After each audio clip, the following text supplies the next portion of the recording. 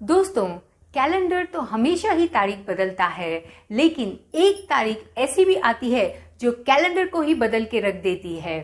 इस संसार में सुई बनकर रहिए, कैंची बनकर नहीं, क्योंकि सुई 2 को 1 करती है, वहीं कैंची 1 को 2 कर देती है। और एक सुई घड़ी में भी होती है जो हमारा वक्त बताती है।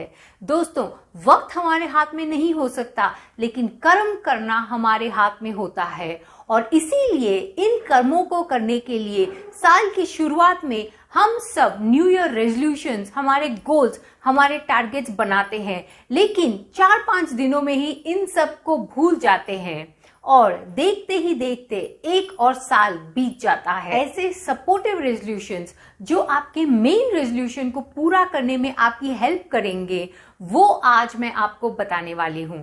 आपके मेन रेजोल्यूशंस कुछ भी हो सकते हैं, आपके बिजनेस एंड प्रोफेशन को रिलेटेड, आपके जॉब से रिलेटेड, आपकी कोई एग्जामिनेशन से रिलेटेड, आपके गोल्स एंड टारगेट से रिलेटेड, आपकी कोई डेडलाइन से रिलेटेड या आपके कोई अचीवमेंट से रिलेटेड। आपके मेन रेजोल्यूशंस चाहे जो भी हो, जो आज मैं आपको 5 सपोर्टिव रेजोल्यूशंस बताऊंगी, वो आपके मेन रेजोल्यूशंस को साल भर तक अचीव करने में आपकी हेल्प करेंगे। कौन से हैं वो 5 supportive resolutions? First, wake up early in the morning, सुबह जल्दी उठना। सेकेंड, डिसिप्लिन यानी अनुशासन। Third, health, fitness and workout.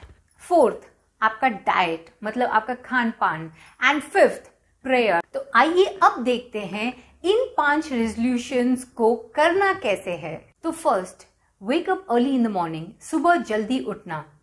इसके लिए दोस्तों, सुबह जल्दी उठने का प्लान मत बनाइए, बल्कि रात को जल्दी सोने का प्लान बनाइए। Second, to have a purpose, आपको सुबह जल्दी उठना क्यों है, उसकी एक वजह रात को सोते समय जब आप बिस्तर पे होते हैं, आपके माइंड को बोलिए, व्हाट इज द पर्पस, सुबह जल्दी उठने का कारण क्या है, दिमाग को अच्छी तरह समझा दीजिए। The purpose to wake up early in the morning. Fourth point, जैसे ही आप बेड से बाहर आ गए, दिमाग को याद कराइए, रिकॉल वैल्यू, दिमाग को याद कराइए आज आपके पूरे दिन का शेड्यूल क्या है, आपके काम क्या क्या है और कौन सी चीजें आपको आज फिनिश करनी है। फिफ्थ, सुबह के 60 मिनट्स यानी 1 घंटा तक एक एक करके अपने काम में जुट जाइए, अपने काम में लग जाइए। ऐसा करने से आपका दिमाग नींद को भूल जाएगा, सोना भूल जाएगा और आपका पूरा दिन आपके कंट्रोल में आ जाएगा। अब फर्स्ट डे आप जल्दी उठ गए, इस चीज को आपको आदत बनाना है। Second day, third day, fourth day, 1 week, फिर सेकेंड वीक, फिर थर्ड वीक। और साइंटिफिकली ये ऐसा माना गया है कि अगर 21 डेज तक आपने किसी चीज को रेगुलरली कर लिया विदाउट एनी ब्रेक्स, वो आपकी हैबिट बन जाती है, फिर आप उसे एफर्टलेसली कर पाते हैं। तो ध्यान रखिए कि 21 दिनों तक आपको बिना मिस किए अपने टाइम शेड्यूल के हिसाब से जल्दी उठ जाना है। अब चलते हैं हमारे सेकेंड रेजोल्यूशन की तरफ, जो है डिसिप्लिन यानी कि अनुशासन। डिसिप्लिन का मतलब है एक ही चीज को बार बार लगातार हर दिन करते रहना, चाहे आपको पसंद हो या ना हो, लेकिन जो काम करना है तो करना है। तो इसका नियम है कि शुरुआत आप 5 मिनट से कीजिए। शुरू में आप अपनी टारगेट को 5 मिनट तक कीजिए और स्लोली हर दिन ड्यूरेशन को बढ़ाइए। अगले दिन 10 मिनट, फिर 15 मिनट, फिर 20 मिनट, ऐसे बढ़ाते बढ़ाते आप 60 मिनट्स यानी 1 घंटे की एकाग्रता के साथ उसे कर पाएंगे। इसके 3 स्टेजेस होते हैं। द फर्स्ट स्टेज, आपको करने में बहुत तकलीफ होगी। जब आप उस काम को करेंगे, you will feel the pain. आपको उस काम को करते हुए बेहद तकलीफ होगी, चाहे मानसिक तकलीफ या शारीरिक तकलीफ। सेकेंड स्टेज, आपको वो काम करने में बहुत बोरियत फील होगी, आप बहुत जल्दी उसे ऊब जाएंगे, बोर हो जाएंगे, आपको छोड़ने का मन करेगा, लेकिन आपको करते रहना है। एंड थर्ड स्टेज, जब ना आपको बोरियत फील होगी ना आपको तकलीफ होगी, आप बस उसे नेचुरली एंड सबकॉन्शियसली कर लेंगे। फॉर एग्जाम्पल, जब हम पहली बार ड्राइविंग सीखते हैं तो हमें बहुत डर लगता है, हम बहुत कॉन्शियस होते हैं, इनफैक्ट गियर को चेंज करते हुए गियर की तरफ भी देखते हैं।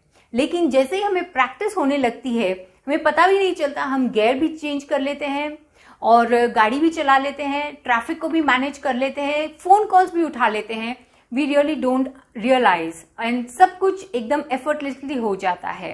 सो दिस इज द स्टेज जहां पे ना आपको पेन फील होगा, ना आपको कोई बोरिंग फील होगा। इस स्टेज को कहते हैं कि आपकी आदत हो गई है। ये स्टेज आते आते 21 डेज लग जाते हैं। अगर आप ऑनेस्टली और ईमानदारी से एवरी डे कोशिश करेंगे तो आपको आपके डिसिप्लिन की आदत हो जाएगी, जिससे आप अपने रेजोल्यूशंस आराम से सुखपूर्वक कंप्लीट कर पाएंगे। अब आते हैं अपने थर्ड रेजोल्यूशन की तरफ, जो है health and fitness and workout, जो कि बहुत ज्यादा जरूरी है। इसका फर्स्ट रूल है to find out your BMI। BMI का मतलब है बॉडी मास इंडेक्स। आपका BMI कितना है, इसके BMI कैलकुलेटर्स आपको गूगल क्रोम में या ऐप स्टोर में मिल जाएंगे। इसका कैलकुलेशन का एक बहुत सिंपल एरिथमेटिक फॉर्मूला है। आपका body weight in kilogram divided by the square of your height in metres. तो BMI कैलकुलेटिंग एप्स में अगर आप अपने हाइट और वेट डालेंगे तो आपको आपका BMI number, body mass index number मिल जाएगा। ये नंबर 23, 24, 25 से लगा के 30 तक हो सकता है और 30 से ऊपर भी हो सकता है। तो इसका नॉर्मल रेंज क्या है? आपके BMI का नॉर्मल रेंज जो डॉक्टर्स मानते हैं वो है 25 और बिलो, और 18.5 से अगर कम आया तो भी गलत है, 25 से ज्यादा आया तो भी गलत है। The normal acceptable range is 18.5 to 25। अब करना क्या है? अगर आपका BMI 25 या उससे कम है देन you're फाइन। अगर आपका BMI 25 से ज्यादा है then there is a issue. 25 to 27 is called overweight, 27 to 29 is called pre-obesity, and above 29, 30 and above is called obesity. अब सेकेंड रूल, आपकी वेस्ट सर्कमफ्रेंस लेडीज के लिए 80 सेंटीमीटर्स एंड जेंट्स के लिए 90 सेंटीमीटर्स होनी चाहिए। तो इसके लिए करना क्या है, आप एक इंच टेप ले लीजिए जिससे मेजर करते हैं अपने कपड़े। तो उस इंच टेप पे वेस्ट को आपको मेजर करना है, आपके वेस्ट के अराउंड उसको मेजर कीजिए। लेडीज के लिए होनी चाहिए 80 सेंटीमीटर्स या उससे कम, जेंट्स के लिए होनी चाहिए 90 सेंटीमीटर्स या उससे कम। अगर कम है तो यू आर फाइन, अगर उससे ज्यादा है then there is a issue. अब थर्ड रूल, आपको एकदम सीधे खड़े हो जाना है, स्टैंड स्ट्रेट, और खड़े होके आपको अपने पाँव को देखना है। लुक एट योर फीट, आपको स्ट्रेट अपने पाँव की तरफ देखना है। अगर आप एकदम क्लियरली अपने पाँव को देख पा रहे हैं then it is very good, लेकिन आपको अपने पाँव नहीं दिख रहे हैं और बीच में आपका पेट दिख रहा है then there is a big problem. तो जब आप ये 3 रूल्स को अप्लाई करेंगे तो आपको आपकी फिजिकल फिटनेस कंडीशन का पता चल जाएगा। BMI, waist circumference and vision of your feet, ये 3 रूल्स को आप अप्लाई करेंगे तो आपको आपके हेल्थ एंड फिटनेस का पता चल जाएगा। इसके बेसिस पे आप खुद को रैंकिंग दीजिए ऑन स्केल ऑफ 1 to 10। तो अब आपको पता चल गया कि वेयर डू यू स्टैंड, आपकी फिजिकल हेल्थ कंडीशन क्या है। अब अपनी फिजिकल हेल्थ कंडीशन के बेसिस पे अगर आपको कोई मेडिकल कंडीशन नहीं है, या जैसे कि हार्ट की कोई कंडीशन या लिवर या किडनीज की कोई प्रॉब्लम या एस्थमा या लंग डिसऑर्डर या प्रेगनेंसी रिलेटेड, अगर आपको ये कोई मेडिकल कंडीशन नहीं है then every day you have to do 2 types of workout. 2 तरह के वर्कआउट हम सबको करने हैं, not 3 days a week, not 5 days a week, 7 days a week we have to exercise। अब 2 तरह की एक्सरसाइजेस हैं जो हमें हर दिन करनी है, एक है कार्डियो वर्कआउट और एक है वेट ट्रेनिंग। तो जनरली लोग क्या करते हैं कि मॉर्निंग में कार्डियो वर्कआउट कर लेते हैं एंड इवनिंग में वेट ट्रेनिंग कर लेते हैं। सो कार्डियो वर्कआउट का एक बहुत ही बेसिक रूल है, ये है 200 माइनस योर एज। मतलब कि समझिए आपकी एज है 40 years, so 200 minus 40 is equal to 160। ये 160 ये नंबर क्या है? This is your desired heart rate. जब आप कार्डियो वर्कआउट करते हैं, your desired heart rate is 160। जो नॉर्मल ह्यूमंस का रेस्टिंग हार्ट रेट है वो होता है बिटवीन 70 टू 90। जब आप कार्डियो वर्कआउट करते हैं, the idea is to take your heart rate to 200 minus your age, मतलब कि 160। आपकी एज कुछ भी हो सकती है, 20, 30, 40, 50।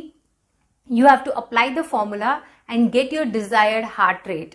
जब आपको ये हार्ट रेट मिल जाता है, then you have to start with your cardio workouts, ताकि आप इस हार्ट रेट को अचीव कर सकें। तो ऐसे कौन से वर्कआउट्स हैं जिससे हमारी हार्ट रेट इंक्रीज होती है?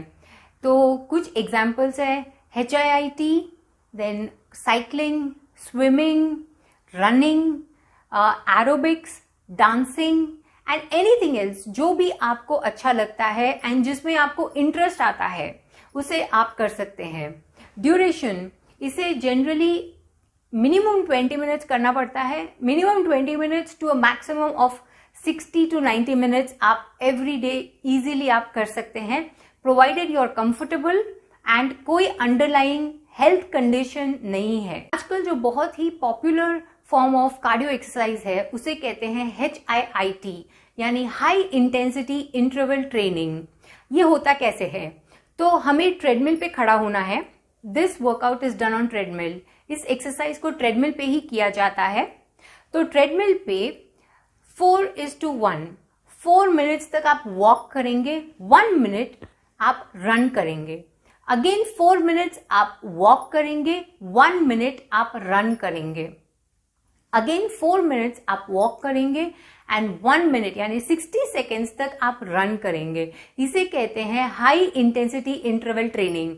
इससे क्या होता है कि आपकी heart rate slowly step by step motion पकड़ती है और इन interval manner, in a phased manner ये इंक्रीज होती है। तो इससे एकदम से सडनली झटका भी नहीं लगता एंड ग्रेजुअली हार्ट रेट को स्पीड अप होने में, बिल्डअप होने में हेल्प भी मिल जाती है। इसीलिए ये बहुत ज्यादा पॉपुलर हो रही है as against continuously running for 15 minutes, 20 minutes, वो आजकल लोग अवॉइड कर रहे हैं। एंड जस्ट वॉकिंग, आप एक ही पेस पे अगर वॉक करते जाओ तो बॉडी को उसकी आदत पड़ जाती है और उससे बेनिफिट कुछ नहीं मिल पाता है। टू द कॉन्ट्ररी, जब हम HIIT ट्रेनिंग करते हैं इसमें हमें वॉकिंग का भी प्लस रनिंग का भी दोनों बेनिफिट मिलते हैं। और तीसरी बात, हार्ट पे ज्यादा दबाव भी नहीं पड़ता and slowly and gradually heart rate increase हो जाती है। इवनिंग में जो करना है वो है वेट ट्रेनिंग। तो वेट ट्रेनिंग के लिए 2 टारगेट एरियाज बहुत इंपॉर्टेंट है। First is your chest and biceps, and second important area is your groin. Weight training के लिए आप यूज कर सकते हैं डंबल्स, या अगर आपके पास जिम इक्विपमेंट्स घर में हैं, होम जिम, या अगर आप जिम जाते हैं, then you can very well train yourself your chest as well your biceps and your groin area. And otherwise अगर आप घर पे कर रहे हैं तो आप अगेंस्ट द वॉल कर सकते हैं, या कोई वाटर बॉटल्स उठा सकते हैं, कुछ भी जिससे आपको वेट लगता है उस चीज को पकड़ के आप वेट ट्रेनिंग कर सकते हैं। जो 4th सपोर्टिव रेजोल्यूशन है वो है डाइट। डाइट को फॉलो करने से पहले भी आपकी कोई अंडरलाइंग हेल्थ कंडीशन नहीं होनी चाहिए। डाइट के केस में कोई heart condition, blood pressure, specially diabetes अगर जिन लोगों को है तो वो ओनली डॉक्टर सुपरविजन में अपनी डाइट ले सकते हैं, खुद अपनी डाइट को मॉडिफाई नहीं कर सकते हैं। तो अगर आपकी कोई स्पेसिफिक हेल्थ कंडीशन नहीं है और आप ऐसे एकदम ही नॉर्मल है, देन आप डाइट के ये रूल्स फॉलो कर सकते हैं। First is intermittent fasting. Intermittent fasting में आपकी एक ईटिंग विंडो होती है और एक फास्टिंग विंडो होती है। फॉर एग्जाम्पल 8:16 और 10:14 और 12:12। तो इसमें दो चीजें होती है, एक है ईटिंग विंडो और एक होती है fasting window. If we take 8:16 जो कि बहुत एडवांस स्टेज मानी जाती है, इसमें 8 hours is your eating window and 16 hours will be your fasting window. तो मान लीजिए आपने सुबह 10 बजे फर्स्ट कप ऑफ टी या कॉफी या अपना ब्रेकफास्ट किया, तो शाम को 6 बजे तक आप खा सकते हैं। उसके बाद शाम को 6 बजे से नेक्स्ट डे मॉर्निंग 10 o'clock तक आपको कुछ नहीं खाना है। That is going to be your fasting window. So this is your 8:16 rule. जिन लोगों को ये बहुत डिफिकल्ट लगता है और जो लोग अभी अभी शुरुआत कर रहे हैं, देन उनके लिए होता है थोड़ा रिलैक्स्ड मेथड, जो कि होता है 10:14, यानी 10 hours of eating window and 14 hours of fasting window. जिन्हें ये भी मुश्किल लगता है उनके लिए होता है 12:12, यानी 12 hours of eating window and 12 hours of fasting window. अब चलते हैं रूल नंबर 2 की तरफ। आप जो भी मील खाते हैं उसका एक बहुत बेसिक रूल है, 20 ग्राम्स प्रोटीन, 10 ग्राम्स फाइबर। उसमें 20 ग्राम्स प्रोटीन होना चाहिए और 10 ग्राम्स फाइबर होना चाहिए। बहुत कम उसमें कार्ब्स होने चाहिए एंड सॉल्ट होना चाहिए, और जो बिल्कुल नहीं होना चाहिए वो है ऑयल, शुगर, घी, बटर एक्सेट्रा। जो विटामिन्स आपके खाने में होने चाहिए वो है A, B, C, D and K, and जो ट्रेस मिनरल्स आपके खाने में होने चाहिए वो है iodine, calcium, iron, phosphorus, magnesium etcetera. किसी भी तरह का सैलेड या सब्जियां आपको एकदम कच्ची नहीं खानी चाहिए। उन्हें आप किसी भी तरह से fried, stir fried, boiled, blanched या cooked at least for 4 to 5 minutes करके ही खाएं। इसके दो रीजन है। कच्ची सब्जियों में होते हैं सैलोमोना बैक्टीरियास, और दूसरा है कि इनमें होते हैं एंटी न्यूट्रिएंट्स, जिनकी वजह से हमें थ्रोट इन्फेक्शन या फूड पॉइजनिंग हो सकता है। और दूसरी बात, उन सब्जियों में जो न्यूट्रिएंट्स हैं वो एब्जॉर्ब नहीं होते। जब 4 to 5 मिनट्स हम कोई भी सैलेड या कच्ची सब्जी को कुक कर लेते हैं, it becomes better absorbable in the body. Salt को लेके, सॉल्ट एंड शुगर जितना हो सके आप अवॉइड कर दीजिए। सॉल्ट को आप कंप्लीटली अवॉइड नहीं कर सकते, क्योंकि बॉडी को चाहिए होता है आयोडीन, और आयोडीन हमें सिर्फ सॉल्ट से ही मिल सकता है, लेकिन बहुत कम खाना है। इसका रूल है, सॉल्ट का रूल है 2 grams per day for ladies and 3 grams per day for gents. 2 gram and 3 ग्राम से ज्यादा नहीं खाना है, लेकिन एज पर जनरल स्टडी देखा गया है कि Indian main average eats about 10 to 11 grams of salt and Indian women eats about 8 to 9 grams of salt. Salt में अब क्या क्या आता है? चिप्स, पापड़, मेनली पापड़, पिकल, अचार, एंड हर चीज में ऊपर से नमक लेना। कुछ भी चीज जब हम खाते हैं, दही, सैलेड, वेजिटेबल्स, इवन दाल चावल, कड़ी चावल, ऊपर से नमक नहीं डालना है। Salt is very bad in excess quantity, but in limited promotions gives us iodine. Now comes the next item. All forms of oils, ghee, butter, cheese and even milk have high cholesterol and triglycerides. Especially जिन्हें heart condition है उन्हें तो doctor completely avoid कर देते हैं, and even otherwise in चीजों को एकदम लिमिटेड या जीरो ऑयल कुकिंग को अडॉप्ट करना चाहिए, which is a very healthy form of lifestyle. Zero oil cooking, eat seasonal, get local. जो भी सीजनल फ्रूट्स एंड वेजिटेबल्स है आप उसे खरीदिए, उसे खाइए, एंड जो भी लोकली ग्रोन आइटम्स है आप उसे खरीदिए और उसे खाइए। स्पेशली जो इम्पोर्टेड फ्रूट्स हैं एंड इम्पोर्टेड वेजिटेबल्स है उन्हें हरगिज बाय नहीं करना है, उन्हें हरगिज नहीं खाना है।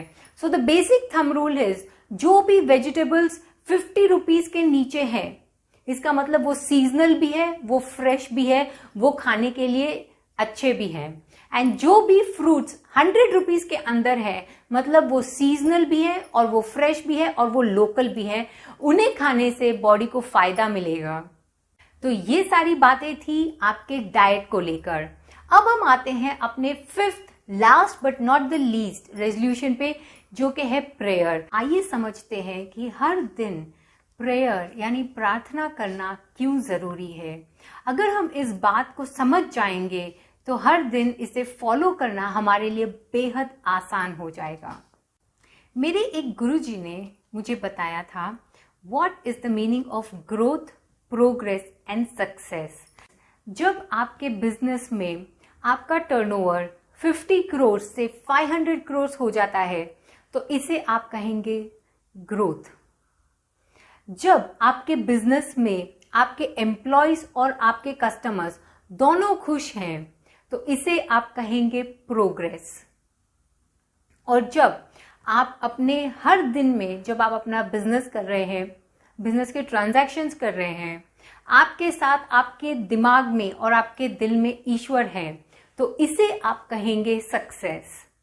तो जब आपका बिजनेस बढ़ रहा है, जब आपके साथ आपके कस्टमर्स और आपके एम्प्लॉयज खुश हैं और जब आपके दिल में ईश्वर है, तब सही मायनों में आपको मिली है ग्रोथ, प्रोग्रेस और सक्सेस। और हर दिन प्रार्थना या प्रेयर करने से हम यही सुनिश्चित करते हैं कि हम सक्सेस की तरफ बढ़ें, जिसे हम सिर्फ अपने टर्नओवर इंक्रीज को जो हम सक्सेस मानते हैं वो तो केवल फर्स्ट स्टेप है, वो सक्सेस नहीं है। जब हम अपने दिल में ईश्वर की ज्योत को प्रज्वलित कर पाए वो रियल सक्सेस है। थर्ड स्टेज तक, उस स्टेज तक पहुंचने के लिए हर दिन जब हम भगवान के सामने दिया जोकर, हाथ जोकर जब हम नमन करेंगे, तब हमें धीरे धीरे उस एनर्जी को अपने अंदर फील करने की क्षमता और ताकत जागृत होगी। प्रार्थना से होता क्या है, अगर आपके मन में डाउट्स हैं तो आपको क्लैरिटी मिलती है, अगर आपके मन में डर है तो आपको ताकत मिलती है, अगर आपका दिमाग विचलित है तो आपको शांति मिलती है, और अगर आपके दिमाग और मन में विचार दूषित हैं तो आपको शुद्धि मिलती है। हर दिन कम से कम 15 मिनट पूजा करने का अगर हम नियम बना ले तो ये वक्त हमें मिल जाता है अपने ईश्वर, अपने परमात्मा, अपने प्रभु से कनेक्ट होने का। दोस्तों, मेरे गुरुजी ने कहा, जब हम प्रार्थना करते हैं तो हमें ये नहीं बोलना भगवान से कि मुझे ये दे दो, मेरी ये तकलीफ है, इस काम को सुलझा दो, इस केस को आप सुलझा दो, इस व्यक्ति को मेरे जीवन से दूर कर दो। आप भगवान को ऑर्डर नहीं दे सकते, आप भगवान को इंस्ट्रक्शन नहीं दे सकते। भगवान को अपना काम पता है, उन्हें पता है उन्हें क्या करना है, क्या नहीं करना है, आपके क्या प्रारब्ध है, आपके क्या कर्म है, आपको बस उस पे ध्यान देना है। तो पूजा करते टाइम करना क्या है, आपको खाली दिमाग और शुद्ध विचारों से पूजा करनी है और प्रभु का धन्यवाद करना है। एन एटीट्यूड फॉर ग्रैटिट्यूड, कि जो भी उन्होंने किया है, हम जीवित हैं, हम सांस ले रहे हैं, हमारे सर पे छत है, हम पहन रहे हैं, हम खाना खा रहे हैं, हमारे हाथ पांव सलामत है, तो हमें भगवान को हर चीज के लिए धन्यवाद देना है। और इसके साथ एक और चीज जो बोलनी है वो ये कि प्रभु, आज तक जो आपने किया वो मैं स्वीकारता हूं, आज के उपरांत जो भी आप करेंगे वो भी मुझे स्वीकार है।